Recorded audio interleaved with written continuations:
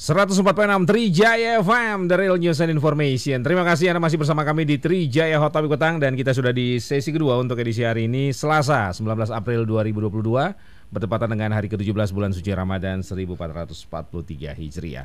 Alhamdulillah Ujang dan Margi Sarip masih menjadi host Anda dan masih akan terus menghadirkan update, berita, informasi, perbincangan dan juga lagu-lagu yang keren untuk Anda hingga jelang pukul 19 malam hari nanti. Dan kita lanjutkan kebersamaan kita di kesempatan sore hari ini dengan program Trijaya UKM Forum. Alhamdulillah sore hari ini kita sudah bersama narasumber yang berkompeten dan kita akan bicara soal tema yang sangat menarik sekali, yakni Inisiatif Zakat Indonesia atau IZI untuk kemajuan UKM. Anda pendengar Trijaya dimanapun Anda berada, Anda bisa ikutan ya di perbincangan ini Trijaya UKM Forum. Silakan kita bicara soal Inisiatif Zakat Indonesia untuk kemajuan UKM. Kami tunggu pertanyaan, tanggapan atau mungkin ada masukan dari Anda terkait dengan tema kita di 0812 111 1046 atau Anda bisa mention Twitter dan Instagram kami @MNC Trijaya FM. Dan sekarang kita langsung sapa narasumber kami. Ada 3 orang. Yang pertama Direktur Utama Laznas IZI atau Inisiatif Zakat Indonesia, Wildan Dewayana. Assalamualaikum, selamat sore Pak Wildan. Waalaikumsalam warahmatullahi wabarakatuh. Selamat sore Mas Margi. Terima kasih. Sehat? Sehat, Alhamdulillah, daman saya. Terima kasih waktunya untuk Trijaya FM sore hari ini. Sama Mas. Kita juga sudah bersama Dewan Pengawas Syariah dari Inisiatif Zakat Indonesia atau IZI, ada Oni Sahroni. Assalamualaikum, selamat sore Kang Oni. Waalaikumsalam warahmatullahi wabarakatuh. Saya sehat? Manggilnya apa nih? Mas apa nih? Margi aja. Mas siapa? Margi, Kang Oni dengan Margi. Iya, Mas Margi. Alhamdulillah sehat. Alhamdulillah sehat. Terima kasih waktunya untuk Trijaya FM. Dan kita juga sudah bersama salah seorang penerima manfaat dari Smart Farm Inisiatif Zakat Indonesia atau IZI, ada Muhammad Obo. Assalamualaikum, selamat sore Mas Obo. Waalaikumsalam, selamat sore juga. Sehat ya? Sehat, alhamdulillah. Ya. Kayaknya baru bangun dari Obo nih. Nama Muhammad tapi panggilnya Obo aja. Oh begitu. Kenapa? Karena sering tidur kali? Enggak? Nah, justru membangunkan lahan-lahan tidur. Sedap, mantap, ajib. Iya. Lahan tidur yang di mana ini bangunin? Ya, yang di kabupaten Pak, tugas saya bangunan lahan tidur. Sekarang bangunkan pasar-pasar tidur juga. Oh iya, maksud saya di daerah mana? Di Sepatan Timur. Oh Tangerang. Kabupaten Tangerang. Oh Sepatan. Oke. Baik. Yang pertama saya ke Pak Wildan Dewayana, Direktur Utama dari Laznas IZI. Pak Wildan, kita selalu ingin tahu ya, tiap tahun itu sebenarnya berapa besar sih potensi zakat kita ini? Ya, baik. Ini banyak penelitian yang sudah mencoba meneliti ini ya. Di antaranya misalnya yang pernah disampaikan oleh Bapak Menko PMK Pak Muhajir, mengutip hasil penelitian dari Puskat Basnas itu. Tahun kemarin dirilis angka di kisaran 327,6 triliun per tahun. 300 T. 327 triliun. Tapi memang ada catatannya itu, Mas. Catatannya itu kan potensi, Mas ya. Iya. Yang menarik perhatian kita adalah terkait berapa yang terrealisasi. Nah, berapa realisasinya, Pak Wildan? Nah, yang dihimpun itu di kisaran angka 71 triliun baru ya. Jadi sekitar jauh ya. Tapi itu juga masih menyimpan catatan itu, Mas Margi. Banyak catatannya kita ini. Iya. 70 realisasi, tapi belum beres juga itu. Belum beres, belum tuntas. Masih koma. Dari 71 triliun yang terrealisasi itu yang dititipkan melalui lembaga-lembaga yang berizin, yang terrealisasi atau disahkan oleh pemerintah. Yang resmi lah ya. Ya betul, melalui LAS atau Basnas itu sekitar 12 triliun. Jadi dari 71 triliun itu yang dititipkan melalui lembaga resmi itu baru di 12 triliun. Atau sisanya? Kira-kira 3,6%-nya ini dari potensi yang ada. Sisanya itu memang disalurkan, berserakan kemana-mana itu ya. Ada yang disalurkan sendiri, ada yang disalurkan ke saudara, betul, ke masjid, dan seterusnya. apa namanya, jadi sekitar 97%-nya itu justru memang itu apa namanya salurkan tidak melalui lembaga resmi. Oke, nah yang berserakan itu karena masyarakat belum banyak yang tahu lembaga-lembaga resmi atau faktor trust, faktor kepercayaan.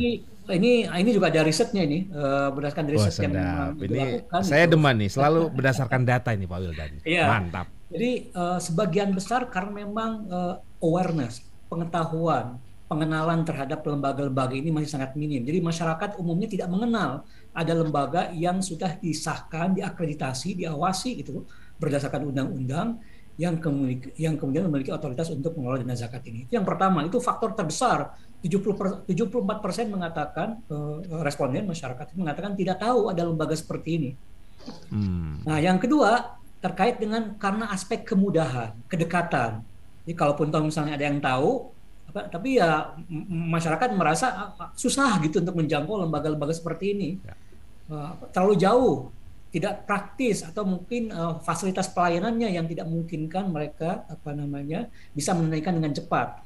Bisa jadi karena orang juga tidak mengerti ada berbagai kemudahan yang dimiliki oleh lembaga itu, atau misalnya memang dirasa berbagai kemudahan itu masih belum menjawab kepraktisan yang diinginkan oleh masyarakat. Jadi lebih kepada hanya sekitar 2% saja yang mengatakan isu trust, kepercayaannya. Jadi ada isu kepercayaan itu. Tapi kecil ya? Relatif kecil ya. Sampai sejauh ini Mas ya, itu riset dilakukan bulan November tahun kemarin ya. Jadi kalau nama baik lembaga zakat masih oke lah ya, masih aman. Masih oke sampai saat ini ya, insya Allah ya. Awareness aja yang masih masyarakat masih banyak yang belum tahu, betul. Oke. Bagaimana dengan faktor misalnya masih ada yang menganggap lebih afdol langsung gitu. Ya, betul. Itu mungkin salah satunya juga ya, katanya. Jadi sebetulnya memang ada pilihan nih sebetulnya. Kalau dikatakan sah atau tidak sah, tentu saja sah. Mau ditunaikan langsung ataupun tidak langsung, tapi nanti kita akan akan coba bandingkan gitu ya, memilih dengan menyalurkan langsung dan tidak. Misalnya kalau untuk langsung memang kita melihat secara langsung dana itu kemudian disampaikan kepada yang berhak ya Mas ya. Tapi ada catatan yang lain. Yang pertama bisa jadi penunaian itu salah sasaran karena sebetulnya zakat itu kan punya alokasi yang pasti ya. Hanya 8 golongan ini yang berhak menerima zakat itu. Dari mana kemudian kita punya waktu untuk memastikan bahwa yang menerima itu betul-betul yang berhak, asnafnya. Satu. Yang kedua, tentu saja intervensi zakat itu diharapkan dapat mengatasi gitu ya, mengentaskan problematika dari masyarakat yang kita bantu. Kita mengentaskan gitu ya. Nah, tapi kalau salah intervensi malah bukan mengentaskan, jadi malah melestarikan kesulitannya. Setiap tahun berbaris panjang gitu ya, itu terjadi bertahun-tahun. Nah, tentu saja itu yang tidak dikehendaki dari instrumen zakat. Karena zakat itu selain sebagai ibadah, dia juga sebagai instrumen penting dalam sosial ekonomi ajaran agama kita itu. Kemudian yang ketiga, program akan terbatas. Kita bisa bayangkan misalnya kalau ada 100 orang atau 1.000 orang yang berzakat 1 juta itu. Jadi ada 1.000 orang yang menebarkan zakat 1 juta masing-masing. Dibandingkan kalau dana itu kita himpun 1.000 orang dihimpun masing-masing 1 juta, terkumpul dana 1 miliar. Dengan dana 1 miliar kita bisa berbuat lebih banyak proyek-proyek yang insya Allah bisa lebih menuntaskan lebih efektif untuk memecahkan problematika dari masyarakat. Jadi, dan yang terakhir saya kira memang itu lebih dekat kepada sunnah Rasul ya, karena Rasul sendiri waktu itu kan menyuruh masyarakat berzakat melalui Baitul Mal gitu ya. Jadi ini catatan-catatan penting saya kira yang juga mungkin perlu diketahui oleh masyarakat. Nanti yang nanya tuh dalilnya ada nggak tuh Pak Wildan? Nah untuk dalil itu Ustaz Oni ini Ketua Dewan Pengawas Syariah ya. Mungkin Iya. Kita kalau ada bawa Rasul udah berat nih. Tadi tanya dalilnya ada nggak ini ya kan? Dalilnya.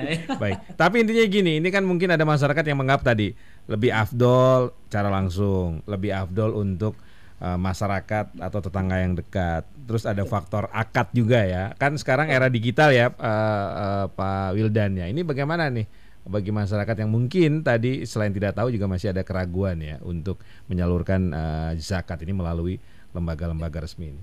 Ya. Jadi setiap lembaga zakat yang memang sudah memenuhi tuntutan undang-undang memang salah satu syaratnya adalah memiliki Dewan Pengawas Syariah DPS. DPS ini yang kemudian nanti akan mengeluarkan berbagai norma kepatuhan produk-produk dan layanan yang akan dirilis oleh lembaga-lembaga zakat atau organisasi pengelola zakat itu. Sehingga sebetulnya memang ketika kita menggunakan, taruhlah misalnya kanal digital ya untuk melakukan transaksi dalam rangka kemudahan orang menunaikan zakat, tentu ketika layanan dirilis kepada masyarakat sudah melalui filter, pertimbangan dan landasan keputusan dari Dewan Pengawas Syariah. Jadi sebetulnya seperti misalnya lembaga kami IZI menyediakan berbagai layanan kemudahan dengan basis teknologi digital gitu ya. Itu berdasarkan approval dari Dewan Pengawas Syariah. Jadi sebenarnya tidak sama sekali tidak ada isu terkait dengan hal ini. Jadi sah ya. Sah, insya Allah. Jadi menunaikan zakat melalui IZI sah begitu ya. Sah, insya Allah. Sah secara regulasi karena memang kita telah memenuhi syarat yang diminta oleh undang-undang untuk menjadi pengelola zakat, tapi juga secara syariah gitu ya. Secara syariah sah juga ya. Betul, secara produk layanan sudah mendapatkan approval dari Dewan Pengawas. Pokoknya kalau ada apa-apa Kang Oni aja yang nanggung ya. Nanti di akhirat ya. Siap. Oke. Nah, ngemeng-ngemeng nih tolong dijelaskan juga nih, IZI itu apa nih? Karena saya dari tadi penasaran juga. Wah, asik juga namanya IZI ya kan. Mangga Pak Wildan. Ya, jadi IZI itu singkatan dari Inisiatif Zakat Indonesia. Ini sebetulnya legalnya dalam bentuk yayasan, Mas Margi. Kemudian kita mendapatkan pengesahan sebagai organisasi pengelola zakat kelas lembaga amil zakat skala nasional. Itu kita sudah mendapatkan pengesahan itu pertama kali tahun 2015, kemudian sekarang sudah diperpanjang. Jadi setelah evaluasi 5 tahun, kami dievaluasi secara kinerja, kepatuhan, termasuk juga audit keuangan dan audit syariah oleh pihak independen. Kemudian kami diperpanjang izinnya untuk masa perpanjangan yang kedua. Berarti sudah 15 tahun ya Pak Wildan ya? Sebetulnya kalau dari 2015 ini masuk tahun ke-8 ini Mas. Oke. Tahun ke-8. Oh ya 2015 ya. Oke. 2015 betul. Jadi saat ini kami mengelola 16 kantor perwakilan seluruh Indonesia, tapi coverage programnya lebih dari itu. Hampir semua provinsi memang kita ada program baik terkait dengan program-program sifatnya dari charity maupun pemberdayaan.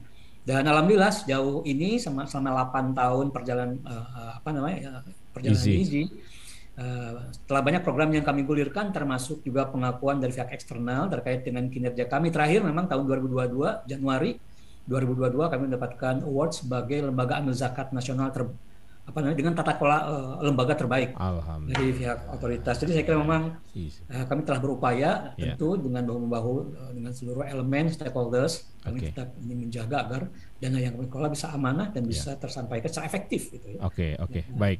Ini kayaknya simple ya, karena yang mau zakat di sini kayaknya mudah ya, easy ya. Namanya easy emang core value-nya itu, mudah itu Kang, dimudahkan kan tagline. Iya, siap. Kalau boleh tahu mengelola dana umat sudah di angka berapa ini selama 8 tahun ini? Selama 8 tahun di angka sekitar 130 miliar Mas per tahun. Mudah-mudahan sih tahun ini bisa kita dorong supaya lebih. Kemarin sempat terkonsolidasi memang di masa pandemi untuk beberapa segmen donatur ya, memang untuk beberapa segmen yang lain masih tetap tumbuh ya. Oke. Nah, selain menerima kan menyalurkan juga ya, termasuk untuk pemberdayaan umat ya. Nah, ini ada program apa saja nih Pak Wildan? Ya, tentu saja memang karena yang kami kelola dana zakat, kami terkait dengan beberapa patokan kaidah syariah ya. Yang pertama adalah harus kita pastikan bahwa dana zakat yang disalurkan itu memang diterima oleh asnaf zakat ya, oleh 8 golongan penerima zakat. Yang kedua, tentu saja program-program yang kami akan gulirkan haruslah kemudian memenuhi kaidah-kaidah maqasid atau tujuan syariah. Menyelamatkan agama, menyelamatkan jiwa, menyelamatkan akal dan seterusnya begitu ya. Kemudian kami formulasikan dalam bentuk matrik muncullah dua main program. Ada yang sifatnya insidental, charity, dan ada yang sifatnya pemberdayaan yang sifatnya long term gitu ya. Untuk program-program yang long term kami memang memiliki beberapa program unggulan. Programnya sih sangat banyak, tapi beberapa program unggulan barangkali yang bisa saya sampaikan. Pertama misalnya kami punya program lapak berkah ya. Itu bentuknya dalam bentuk pendampingan, intervensi modal, dan pendirian kelompok usaha mandiri masyarakat. Lapak berkah namanya ya. Namanya lapak berkah gitu. Macam-macam nanti realisasinya. Yang kedua kita punya Akademi IZI ya.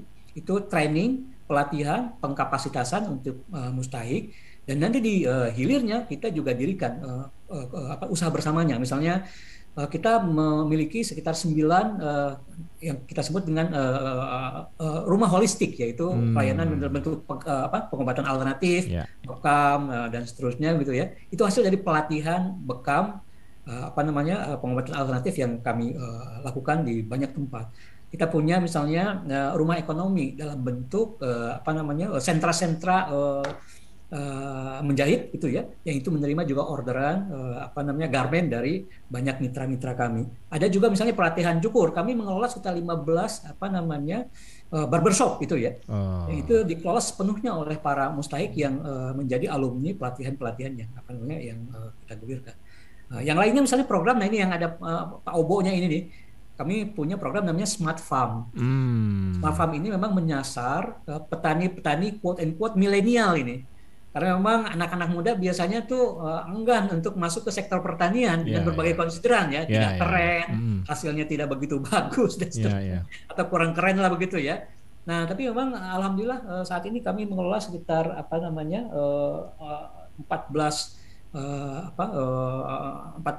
titik Smart Farm yang menunjukkan kinerja yang cukup baik.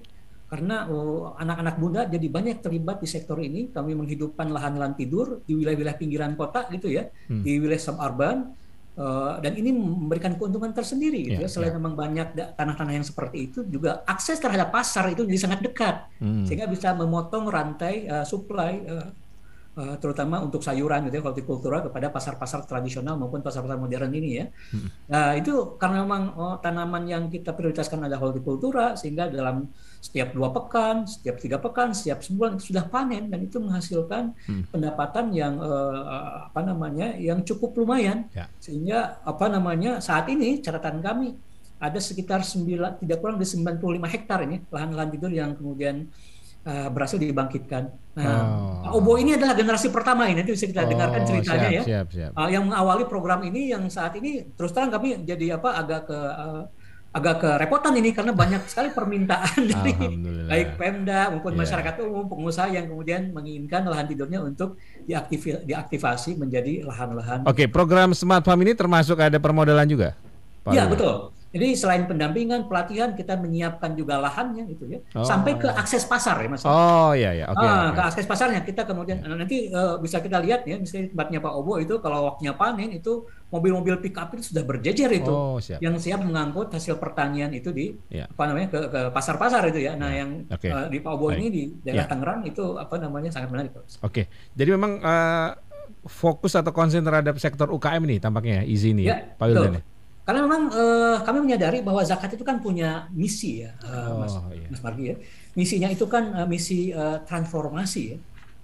Artinya dengan zakat ini kan artinya suci, artinya berkembang dan seterusnya. Kita pertama misi transformasinya adalah kita ingin menjadikan para mustahik itu dengan intervensi dana zakat, kita dorong agar kemudian mereka menjadi orang yang cukup lah untuk memenuhi kebutuhan dirinya, keluarganya. Istilah kerennya menjadi muktafi, asalnya mustahik menjadi muktafi, cukup.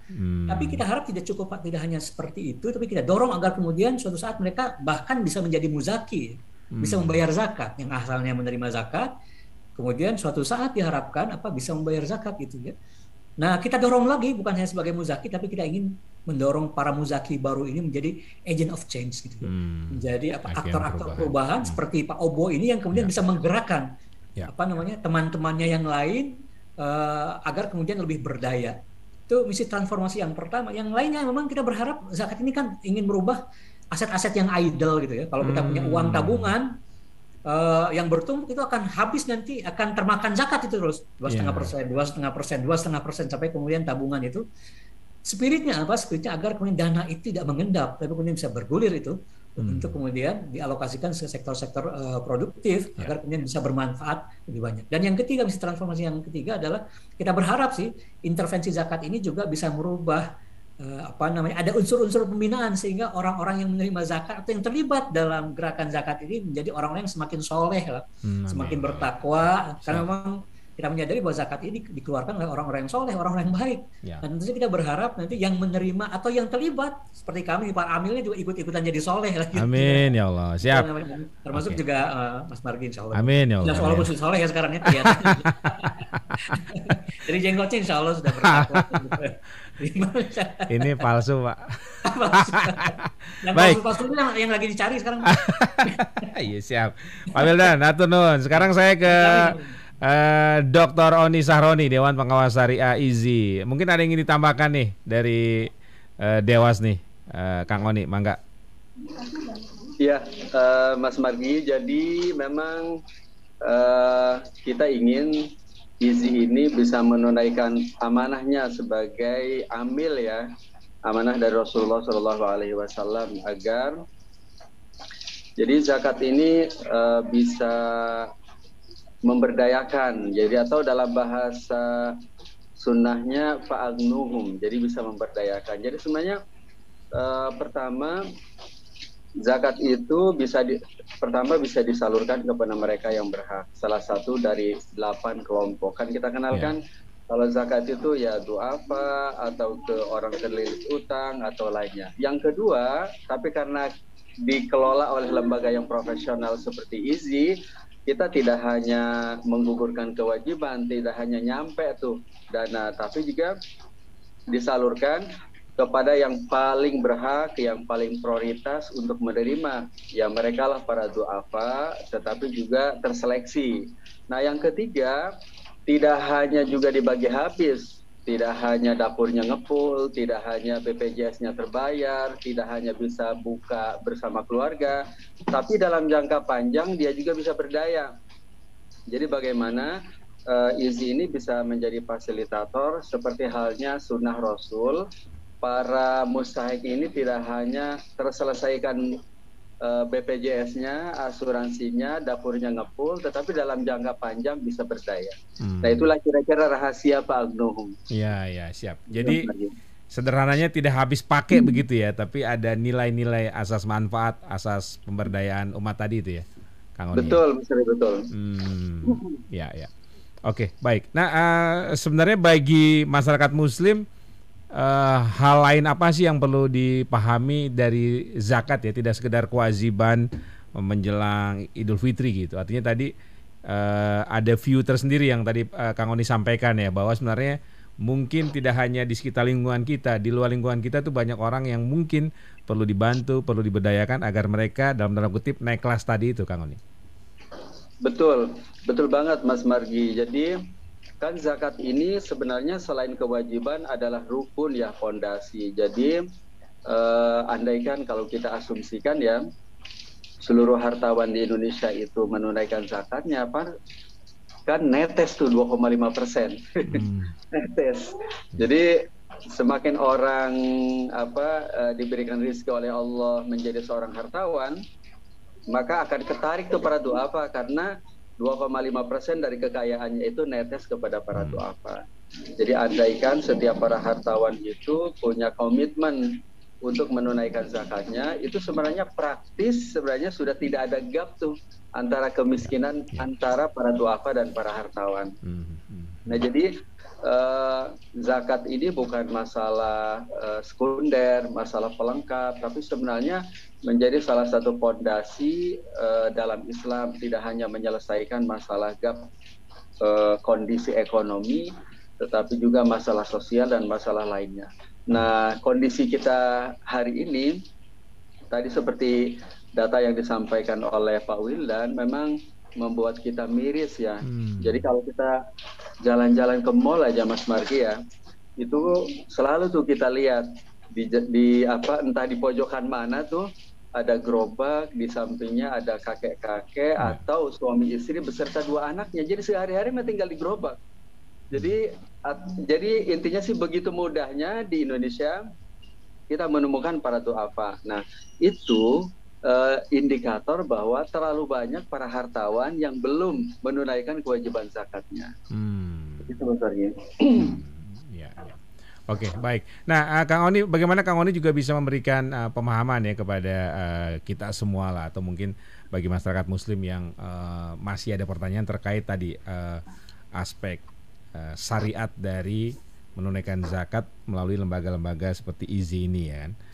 Secara akadnya gimana, kemudian ada yang bilang tadi sudah kita singgung lebih afdol begitu kan. Nah, silakan Kang Oni.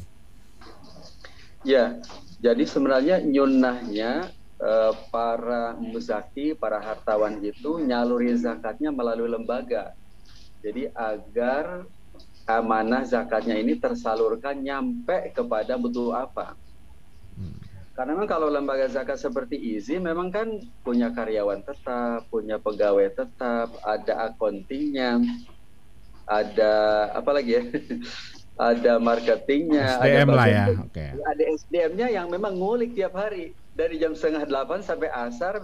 Jadi kalau ditanya tuh mereka kira-kira kalau di kawasan kecamatan di titik Jakarta yang gagal ginjal berapa, tahu tuh. Nah tapi kalau misalnya kita serahkan langsung dengan asumsi lebih afdol karena melihat langsung orang fisiknya, mungkin yang ada dalam pengetahuan orang tersebut ya paling drivernya, paling pembantu rumah tangganya, paling tetangganya. Padahal sebenarnya mungkin masih ada orang yang paling darurat untuk dibantu. Nah yang kedua, kenapa nyunnah ya? Karena Rasul sendiri melakukan ini.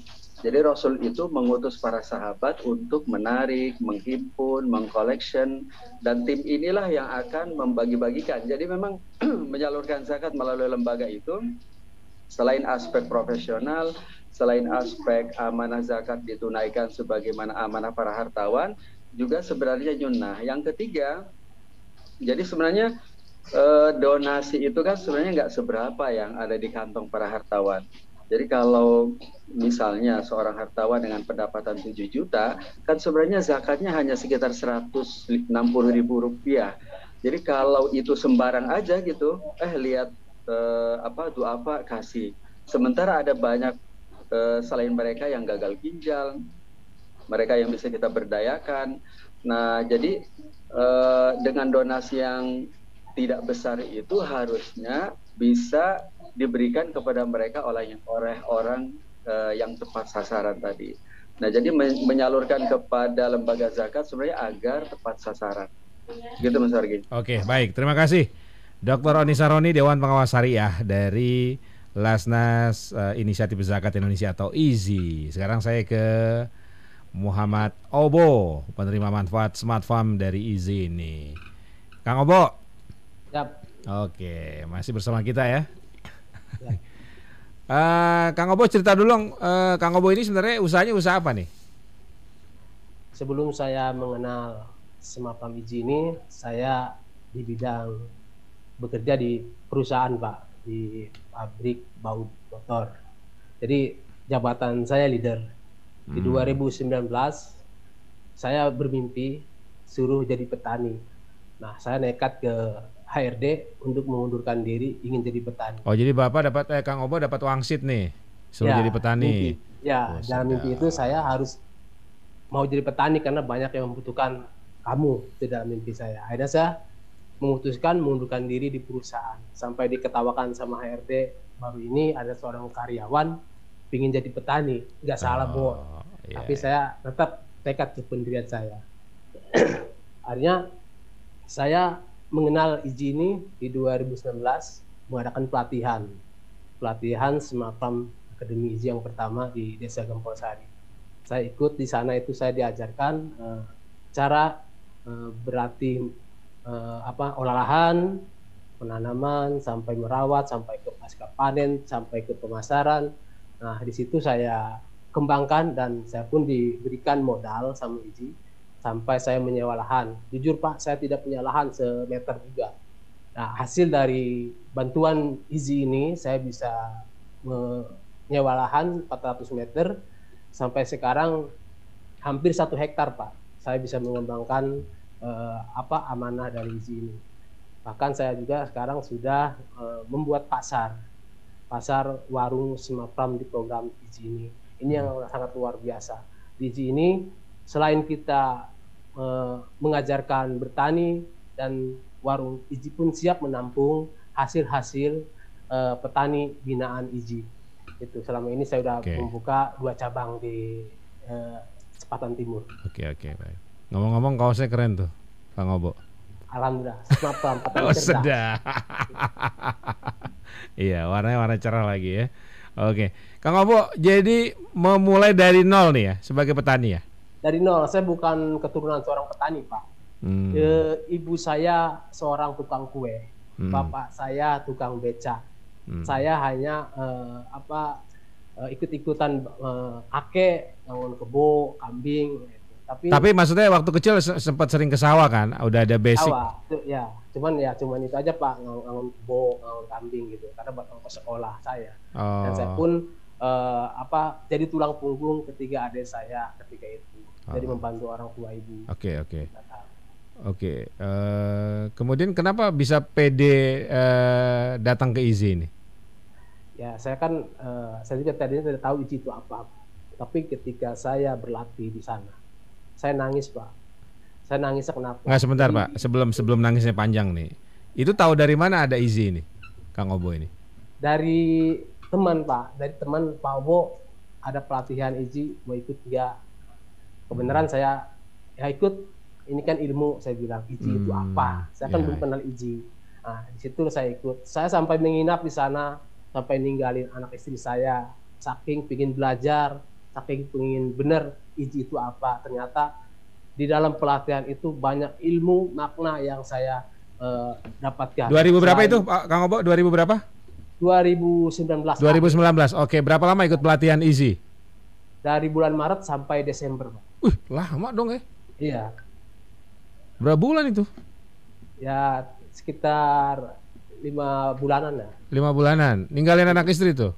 Enggak Pak, tiap hari pulang. Cuman hanya sewaktu-waktu aja harus menginap. Iya. Oke. Jadi dari Padepokan IZI ini Kang Obo dapat ilmu, dapat manfaat juga ya? Banyak manfaatnya. Apa yang diajarin di pelatihan IZI? Ya, diajarin satu, kita cara pengolahan lahan yang baik, kedua penanaman, ketiga pemasaran, dan selain itu juga ada spiritualnya, keagamaannya, karena kita bertani harus sholat dan jangan lupa untuk sholat 5 waktu. Dulu saya di perusahaan jarang sholat Pak, tapi sekarang pas di IZI saya alhamdulillah, kalau saya nggak sholat saya malu. Alhamdulillah ya. Bahkan sekarang saya mengajak orang-orang untuk sholat Pak. Itulah hikmahnya saya bergabung dengan IZI, banyak ilmu. Selain itu juga saya sekarang bisa memperkerjakan karyawan korban PHK Pak. Jadi ada 3 orang korban PHK, 5 orang untuk pemasaran. Berarti waktu ikut pelatihan itu gratis ya dari IZI ya? Gratis. Oke, kemudian setelah pelatihan memulai usaha, pendampingan apa dari IZI? Dikasih modal Pak untuk bertani saya. Dikasih dana pengembangan untuk bertani. Nah, di situ saya gunakan untuk mengolah lahan dan menyewa lahan Pak. Sebentar. Kok bisa Kang Obo yang kepilih? Banyak Pak, ada 20. Setelah pelatihan itu 20 peserta. Iya, maksud saya apa syaratnya atau apa jaminannya kemudian kok bisa dikasih modal gitu?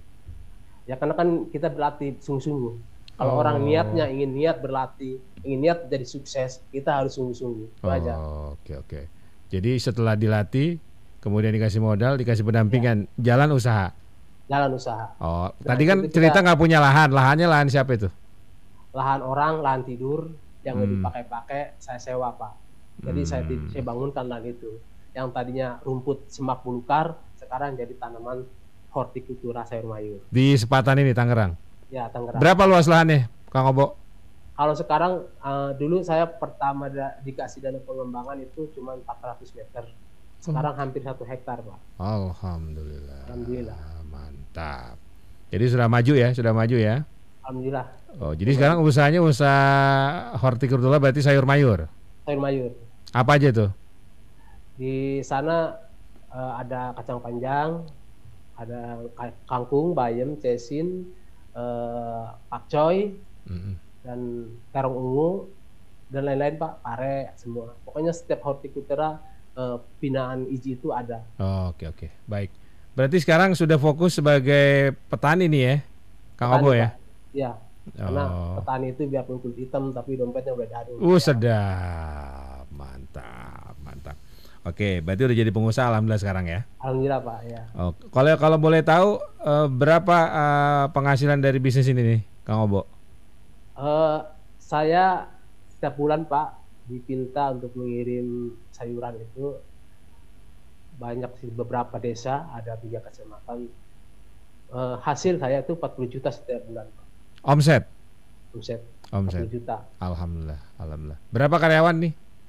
Karyawan semua 5. Jadi kita bagi tugas untuk nyabut di tanaman dan untuk pengiriman. Itu korban-korban PHK dari penaruh, Pak, saya tampung. Karena di masa pandemik ini, ya bersyukurlah ada IJI yang membantu saya. Jadi yang tadinya pengangguran, saya ajak kerja di lahan saya, sampai sekarang ikut 2 tahun betah sama saya, Pak. Alhamdulillah. Satu hari gajinya 100.000 dari saya, Pak. Alhamdulillah. Ya, oke.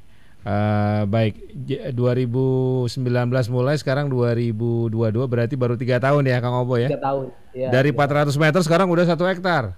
Untuk 1 hektar. Alhamdulillah. Insya Allah ke depan bisa 2 hektar, Pak. Iya. Makan saja. Ini modal dari IZI udah dibalikin belum?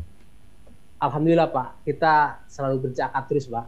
Karena kan kata. Enggak, modal awalnya dibalikin atau enggak itu? Maksudnya memang enggak. Ini? Oh, enggak. Memang untuk pemberdayaan umat ya? Ya, untuk pemberdayaan umat. Oh, alhamdulillah. Jadi kita memberikan lagi, Pak. Ketika kita ada hasil, ketika petani membutuhkan, saya bantu untuk modal. Jadi kita berzakat ke petani yang lagi kesusahan di masa pandemi itu, dia nggak punya bibit, kita bantu 1 juta. Kadang-kadang kita beliin pupuknya, kita beliin apa yang kekurangan dia. Nah itulah zakat saya, Pak. Karena kan ya, dalam hasil kita ada hak-hak orang lain yang harus kita bagikan. Iya. Oke. Berarti udah naik kelas nih ya? Alhamdulillah, Pak. Oke. Naik kelas. Pak Wildan berarti ini sesuai target dong ya Pak Wildan ya? Udah naik kelas nih orang-orang seperti Kang Obo ini ya? Masih di mute nih Pak Wildan. Halo? Ya, mangga. Oke. Kami terus mendorong orang-orang seperti Pak Obo yang memang sudah bisa menunaikan zakat sekarang, tapi sudah menjadi agent of change. Jadi Pak Obo ini mendapatkan banyak award ini. Sebetulnya sebagai petani pelopor. Pak Wildan, punten. Itu kan tadi ada bantuan permodalan ya. Itu memang tidak wajib dikembalikan. Betul. Dewan Pengawas Syariah kami mengatakan bahwa ketika dana itu diserahkan kepada yang berhak, memang harus putus ya. Tidak ada mekanisme dana kembali ke lembaga, tidak. Itu kita bangun sistem agar kemudian dana itu bisa diawasi bersama-sama oleh anggota kelompok. Ya, itu range-nya sampai dari berapa sampai berapa? Tentu itu sesuai dengan kebutuhan ya. Tidak ada range khusus, tergantung dari skala itu. Betul.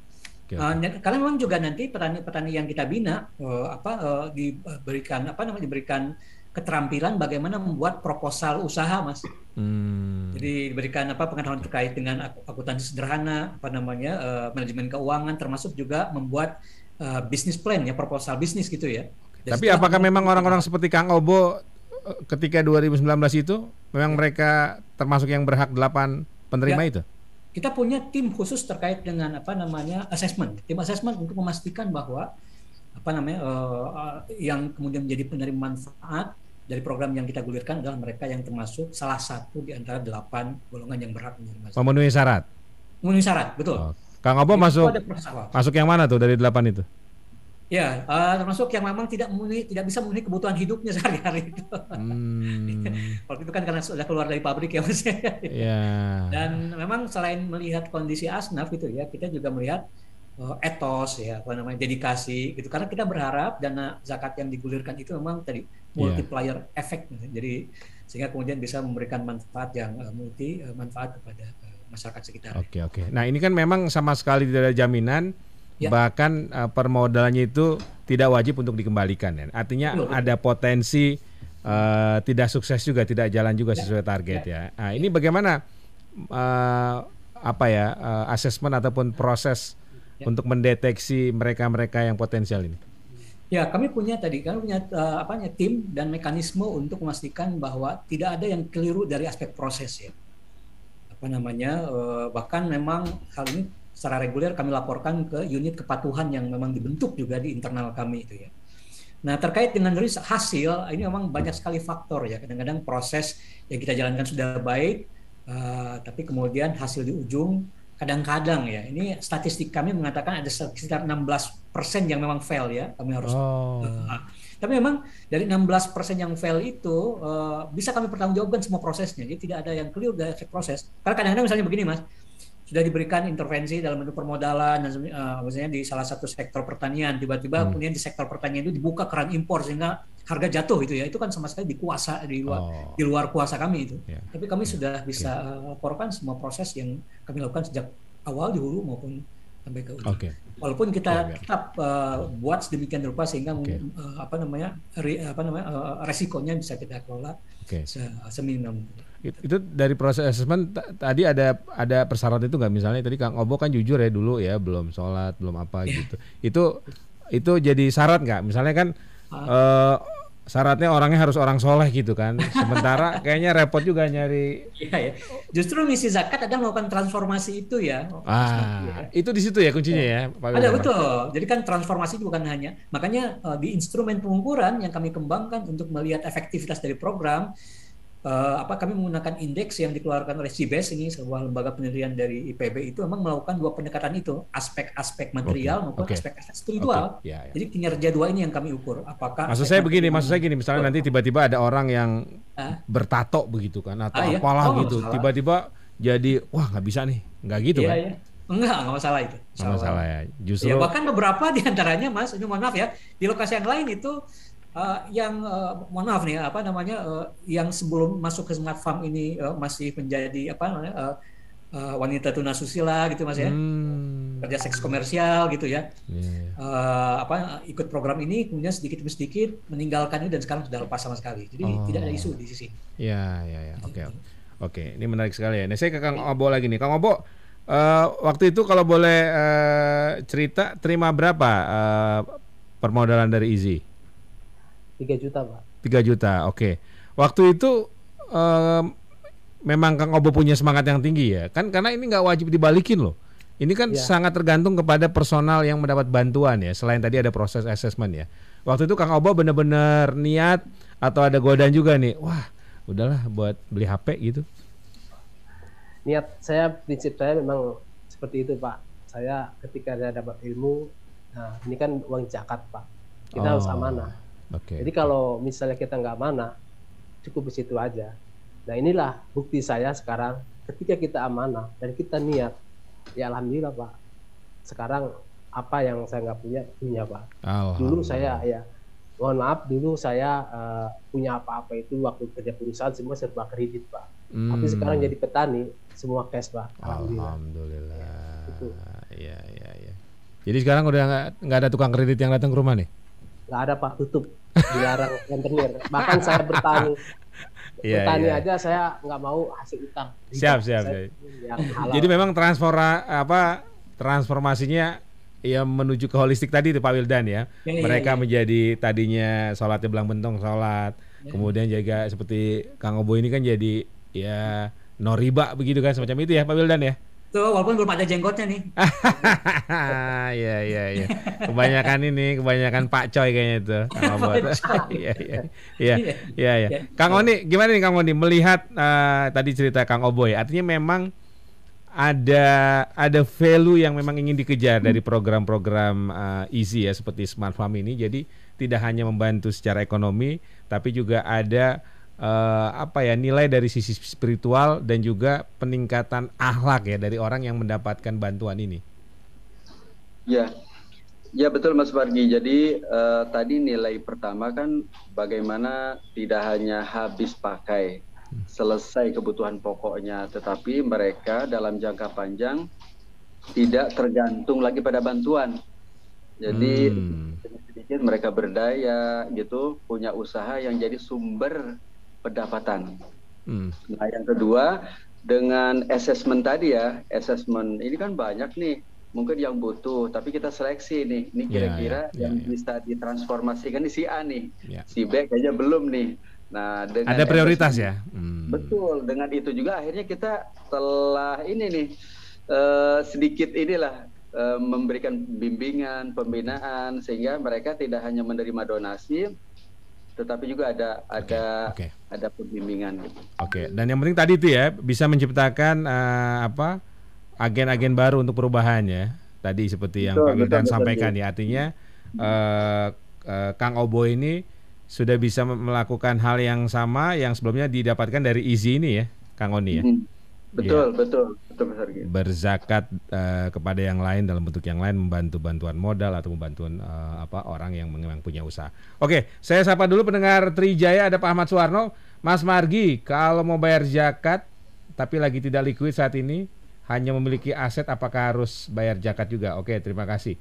Kemudian saya sapa ada Pak Linius ini ya. Selamat sore Pak Linius.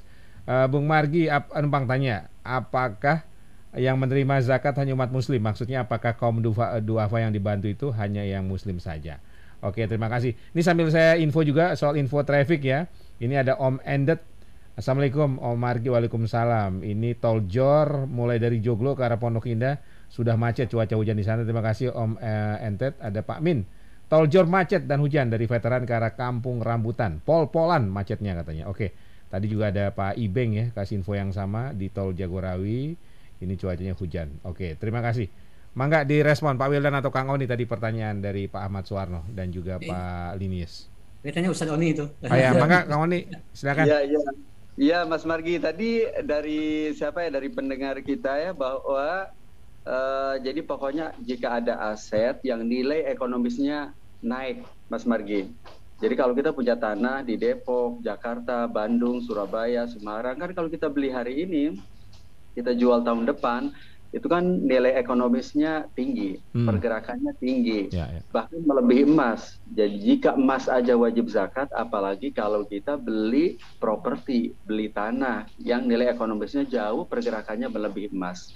Nah, jadi tetap wajib zakat, ditunaikan 2,5% jika kepemilikan tanah tersebut itu sudah berusia 12 bulan. Jadi beli misalnya Ramadan tahun lalu, nah Ramadan tahun ini sudah jatuh tempo, harus ditunaikan 2,5%. Gitu Mas Argi. Oke, tadi pertanyaan dari Pak Linius, apakah yang memang mendapatkan bantuan ini, yang mendapatkan zakat ini hanya duafa yang muslim saja? Ya, jadi inilah yang menjadi karakteristik zakat dibanding wakaf Mas Margi, dibanding pajak. Jadi kalau pajak memang bersumber dari mereka yang menjadi warga negara, disalurkan untuk warga negara apapun agama dan rasnya. Nah, sedangkan kalau zakat ini memang dihimpun dari para hartawan muslim untuk duafa muslim. Nah, berbeda dengan wakaf nanti. Kalau wakaf kan memang hasil pengembangan wakaf dapat disalurkan untuk siapapun termasuk non-muslim. Oke.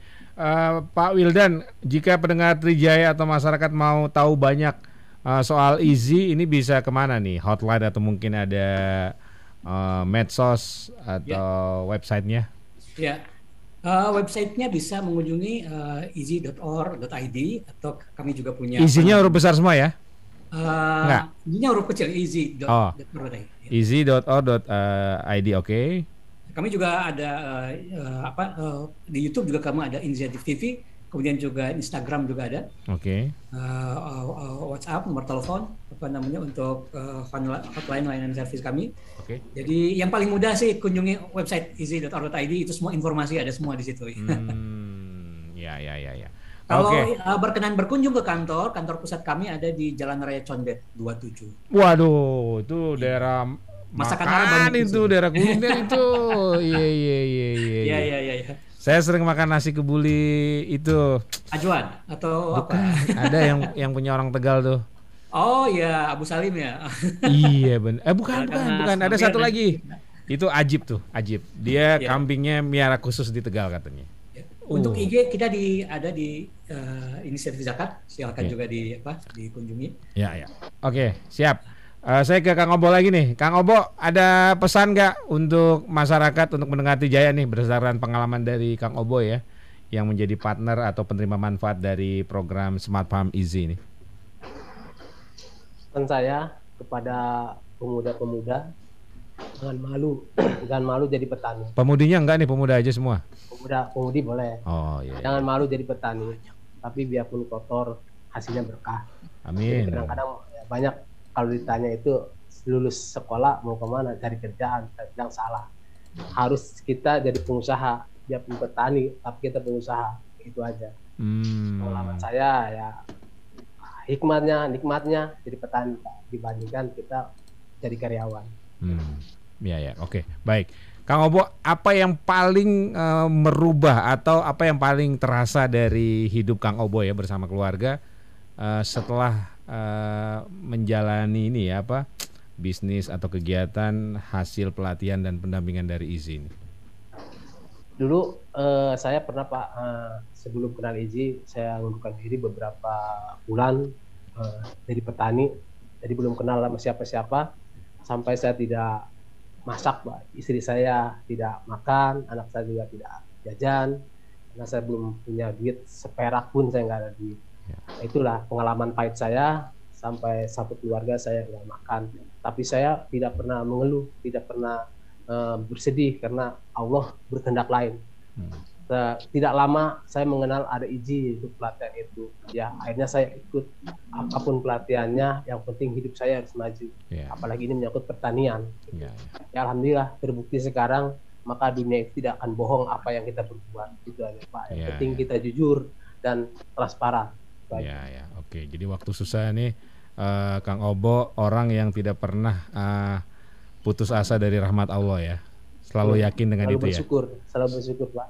Karena apapun cobaannya, apapun ujiannya, Allah ada kehendak lain di balik itu. Iya. Dan kehendak Allah yang terbaik untuk hambanya ya, Kang Obo ya. Siap. Oke, baik.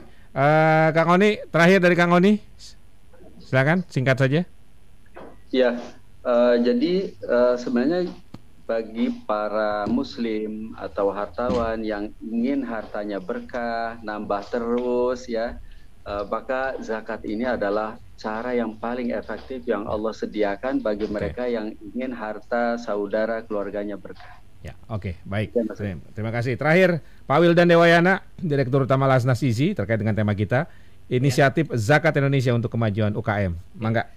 Sesuai dengan tagline kami bahwa IZI dimudahkan. Spirit yang kami angkat adalah yuk kita sama-sama memudahkan urusan orang lain, terutama dengan dana zakat, infak sedekah yang kita miliki, maka insya Allah Allah akan memudahkan urusan-urusan kita. Amin. Ya, oke, baik.